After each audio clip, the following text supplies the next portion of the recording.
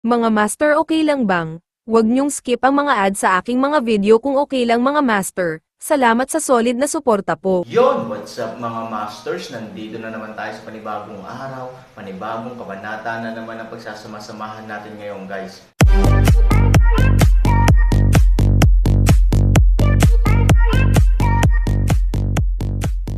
Bali mga masters, kung bago ka pa lang po sa aking YouTube channel, please click the subscribe button, lalong-lalo na po yung notification bell guys, para maging connected pa rin tayo sa isa't isa at maging updated kayo sa mga susunod ko pang video. Bali mga masters, bago natin umpisahan ng kwento ay mag-shoutout po muna tayo para sa mga solid nating tagapakinig. Shoutout kay Cram Suzy at shoutout kay Norlisa Sugay. Yun na nga mga masters, no? Bali hindi na ito patagalin. In 3, 2, 1, let's go! Brush brush. Ang panguaks ay walang komplikadong mga galaw, isang solong epe lang na walang gilid, las-las ka agad. Gayunpaman, ang katawan na may hawak na palakol ng pango ay ganap na naiiba sa dati. Si Han Sanchen, na puno ng liwanag sa buong katawan, ay isang walang kamatayang kapangyarihan, at ang kapangyarihang taglay niya ay nakakasira din. Ang halimaw ng lava ay hindi natakot, ngunit napukaw ng palaban na espiritu ni Han Sanchen, galit na inatake ang lahat ng may galit na dagandong, at dumiretso sa Han Sanchen. Boom! Isang malaking pagsabog ang umalangaw-ngaw, at ang mundo ay nanginag. Gayunpaman, sa kalagitnaan ng hangin, ipinakita ng matanda ang kanyang orihinal na hugis, at hindi niya sinasadya na tumulong kahit kaunti, nakaupo lamang sa dingding upang manood. Nakangiti, tinitingnan kung ano ang nangyayari sa hangin. Nakakasilaw, nagbago na ang panahon, hindi ko alam kung ilang taon na ang lumipas. Ngayon nakikita ko na itong luma at bago, pero yun lang, at least, mapalad pa rin akong makita ang status mo. Napabuntong hininga ang matanda, habang tinitingnan mo ang mga mata ni Han Sanchen, mas puno siya ng pagmamahal at alaala. At sa alaala sa kanyang mga mata, ito ay ang labanan daan-daang milyong taon na ang nakalilipas. Siya ay bayani at magiting, at nakipaglaban siya sa halimaw sa 10,000 hukbo. Gaya ng binata ngayon, parang nahihigitin na siya at nahihigitin, pero kung tutuusin ay sobrang makapangyarihan siya. Sa loob ng ilang sandali, ang kasalukuyang labanan ni Han Sanchen ay talagang nag-overlap sa kanya sa oras na iyon, patuloy na nakikipag-ugnayan sa isa't isa, tulad ng mga tao mula sa dalawang mundo, at parang bigla silang naging isa. Unti-unti, ngumiti siya ng mas malalim. Binata, ang labanan na ito ay palaging magiging kabiguan para sa iyo, at walang mga himala. Alam ko na sa iyong kakayahan at sa iyong katawan, libu-libong bagay ang posible. Gayunpaman, sa pagkakataong ito, Han Sanchen, maaari ka lamang kumain ng pagong magpakailanman.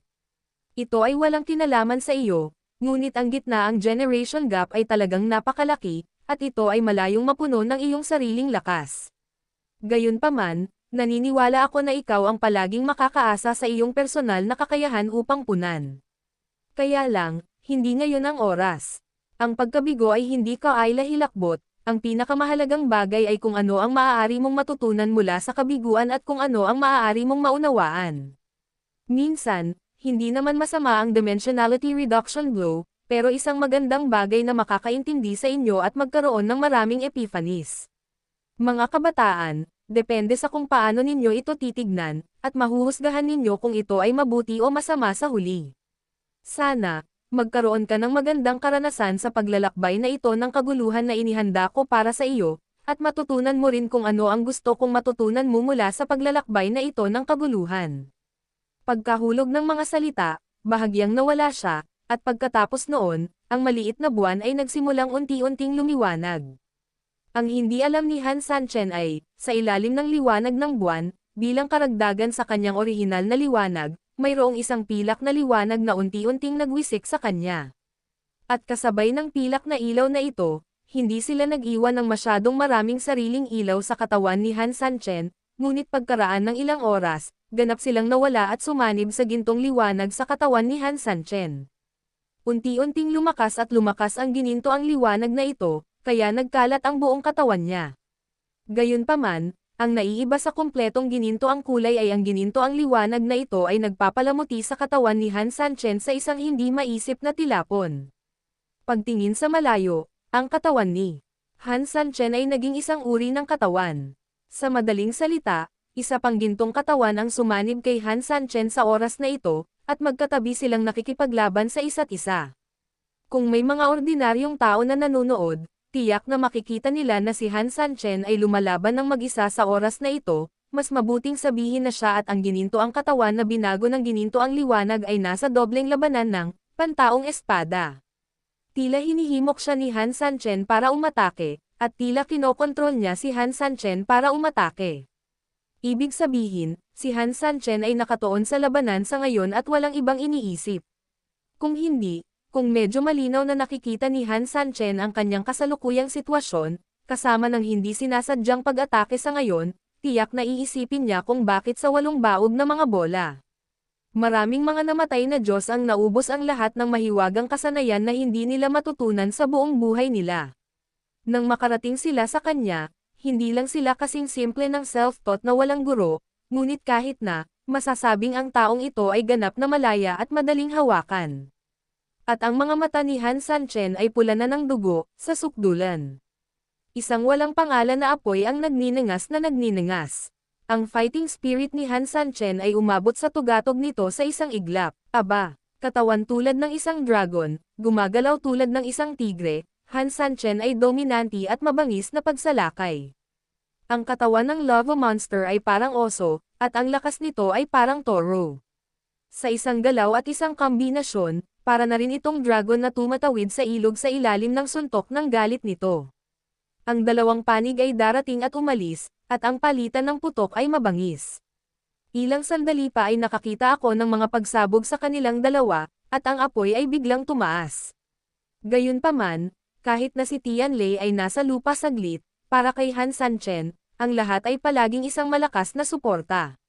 Dahil ang kapangyarihan ng lava monster na ito, sa isang tiyak na lawak, ay hindi lamang lampas sa imahinasyon ni Han Sanchen, masasabi pa nga na ito ay ganap na lampas sa hanay ng cognition ni Han Sanchen.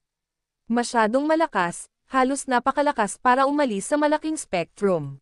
Maaari pa nga siyang maging napakalakas na kaya niyang sumangot ng malamig, iyon ay, 3 talampakan ng nagyelo na hangin. At isang sampal sa likod ang dumating, at kahit isang bundok sa lupa ay maaaring direktang ibagsak sa hangin. Gayunpaman, hindi kinakailangang natatakot si Han Sanchen. Bagamat talagang malakas ang kalaban para maging abnormal, kung gaano kalaban ang kalaban, mas masaya ang pakikipaglaban ni Han Sanchen. Ang pakikipaglaban sa ganyang kalaban, basta hindi ka mamatay, malaki ang tubo.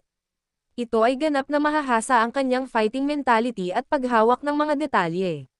Si Han Sanchen ay palaging malinaw na ang pakikipaglaban sa mga high-level na manlalaro ay maaaring matalo ng masama, ngunit tiyak na mapapabuti nito ang sarili nito.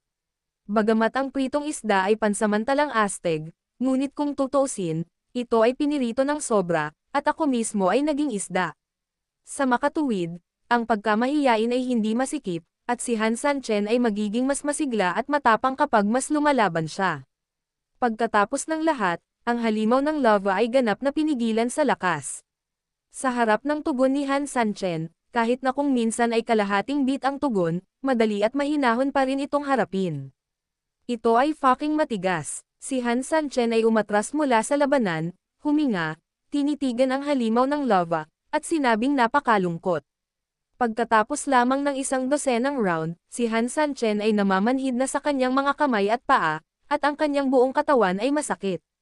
Bagamat kinailangan ng lava monster na iwasan ang gilid nito nang umatake ito, si Han Sanchen ay pantay na nagpupumilit na ipagtanggol.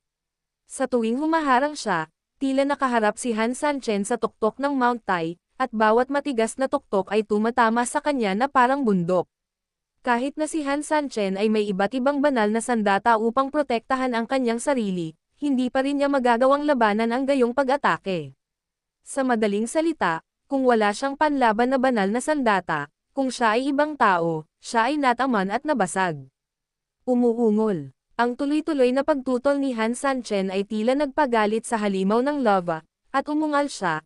Ang kanyang malalaking braso ay humampos ng galit na galit sa kanyang dibdib, tulad ng isang pinuno ng gorilya na nanumpa ng soberanya. Umuungol. Sa sumunod na segundo, bigla siyang sumugod muli kay Han Sanchen. Fuck! Alam kong hindi kita kayang patayin, pero masyado kang mayabang. Totoo naman na hindi kita kayang patayin, pero kung mapatay kita ng isang beses, kikita ako, at mas mura ang kunin ko, inawi kita.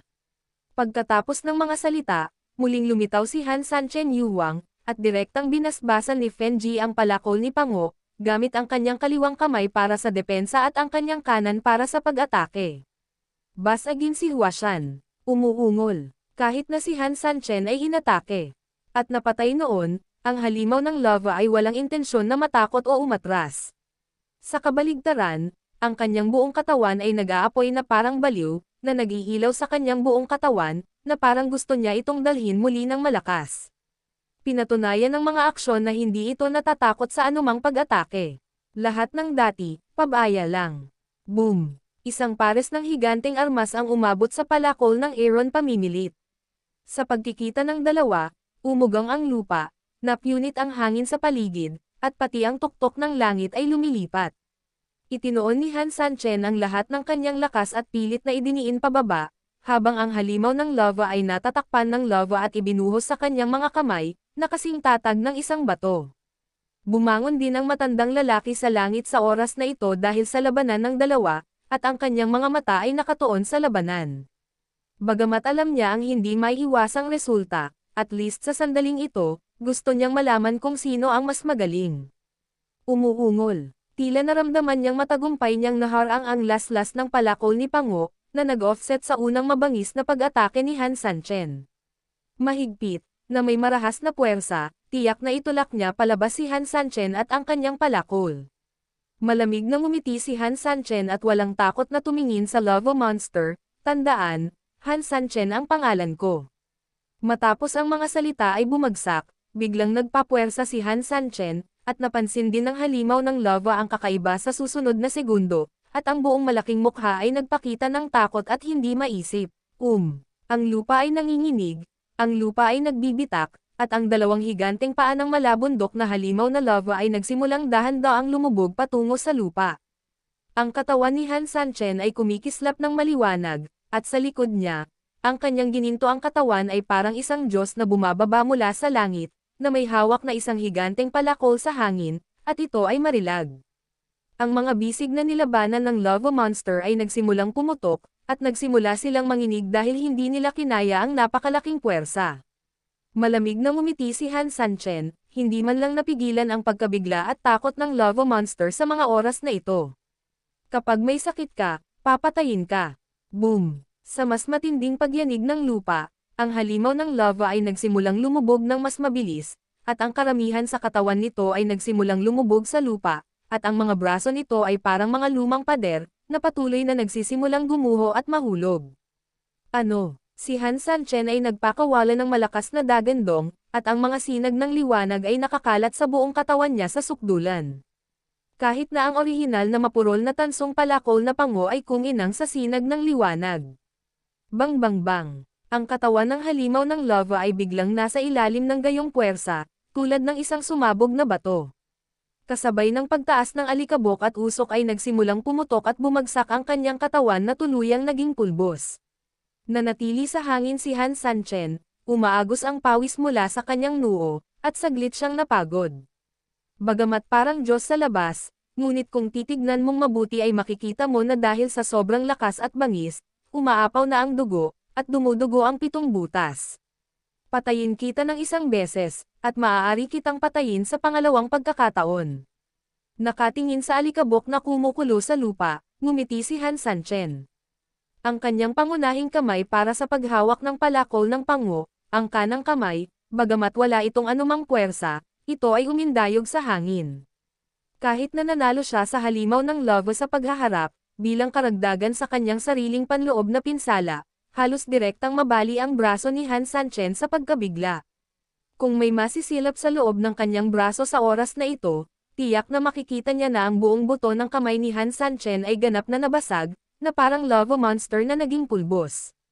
Kawili-wili. Sa langit, mahinang tumawa ang matanda at sinabing normal ang pakiramdam niya para sa pagganap ni Han Sanchen, ngunit ito ay medyo hindi inaasahan.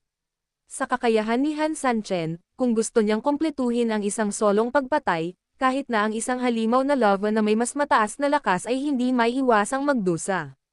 Sa makatuwid, si Han Sanchen ay nagsagawa ng maliliit na panalo, na iintindihan ng matanda. Gayunpaman, hindi inaasahan ng matanda na ang tinaguriang itinanghal na maliit na tagumpay ni Han Sanchen ay magiging isang malaking tagumpay na nagtapos sa pagpugot ng ulo sa halimaw na lava. Ito ang hindi niya inaasahan. Sure enough, he has his dim honor.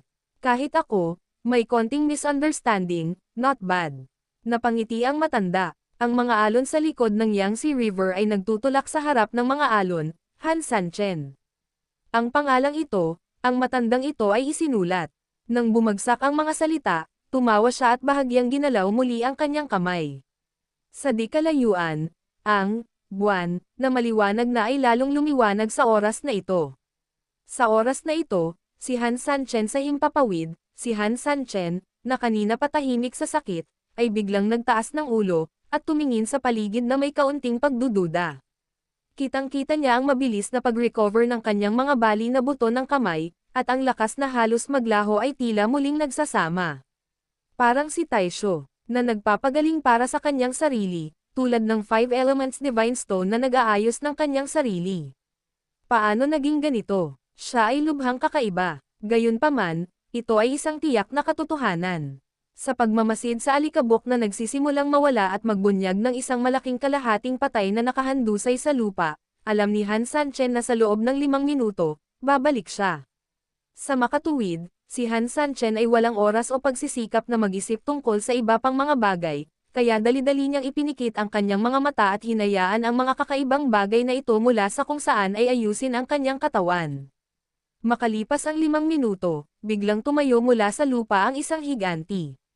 Sa oras na ito, sobrang pula na rin ng buwan sa langit dahil sa sobrang kaputian nito. Yun na nga mga masters, no? Bali panibagong kabanata na naman yung natapos natin ngayong gabi. Muli, maraming salamat po talaga sa walang sawang suporta po sa aking YouTube channel na talagang inaabangan nyo po ang bawat upload ko po. Bali mga masters, magkita-kita ulit po tayo bukas ng gabi at ngayon po ay magpapaalam po muna tayo. Bali mga masters, bye-bye!